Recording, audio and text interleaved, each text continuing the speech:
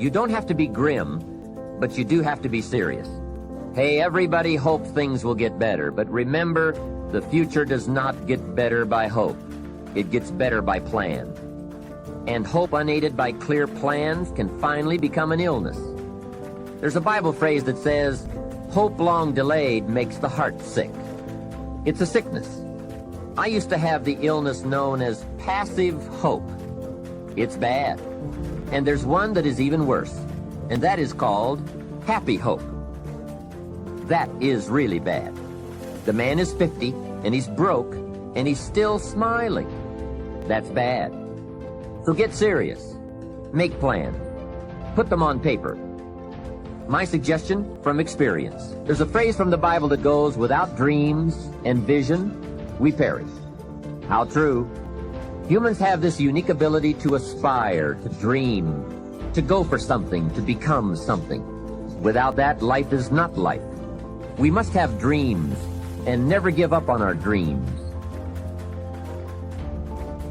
I'd like to share a few ways your use of time are affected by or influence the achievement of your goals. Have you ever thought that without some very clear written goals, you never even need to consider managing your time? Time essentials come from objectives well defined. Time can't be critical if objectives aren't defined. Now you might be one of those uniquely fortunate individuals who can keep all their objectives and purposes clearly defined in their minds and operate from that. But I wouldn't take the chance. Write your goals down and set careful priorities. Sometimes priorities are determined by the season. For a farmer in springtime, the season dictates his most important activities. During the spring, a farmer must work around the clock, burn the midnight oil, and keep the equipment running because he has only this small window of time for the planting of his crops. One of the difficulties of living in an industrialized society is the losing of the sense of seasons. When to pour it on, when to ease back, when to take advantage. It's easy to keep going from 9 to 5, year in and year out, and lose a natural sense of priorities and appropriate time. Don't let one year just blend into the next. Keep an eye on your own seasons, lest you lose track of values and substance. Part of setting priorities is learning to separate major activities from minor activities. This is a whole skill in itself, but once you have learned it, it will pay dividends you won't believe. So learn to put everything on your mental scales to be carefully weighed before you spend time or money. Of your sanity is socially distributed. And what I mean by that is, well, let's say that you know how to behave. You're well socialized. You can play with others. Now, I said already in this conversation, if you didn't learn to play with others between the time you were 2 and 4, you will never learn. And psychologists have beat their heads against the wall trying to rehabilitate antisocial children. They can't do it after the age of 4. Is that because areas of the brain just don't develop? Well, it seems to be partly because the kids fall farther and farther behind. So let's say you make the leap from egocentric dependence on your mother at 2 and 3 to immersion in a peer group. Well, then you pick peers that are at your same developmental level, and you chase each other up the developmental ladder. And the longer you're out of that, the farther you fall behind.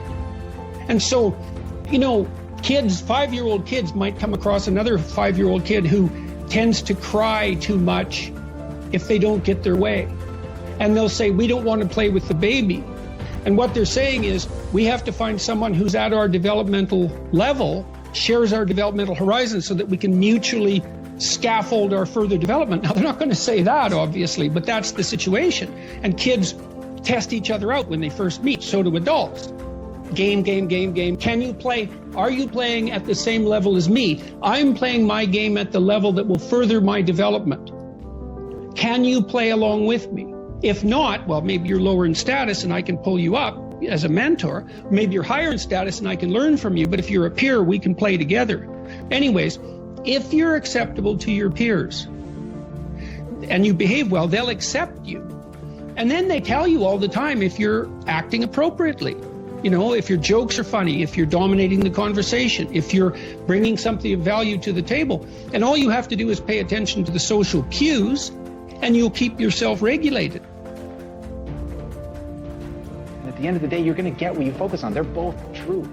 This is both the most amazing time that's ever happened, ever in recorded history.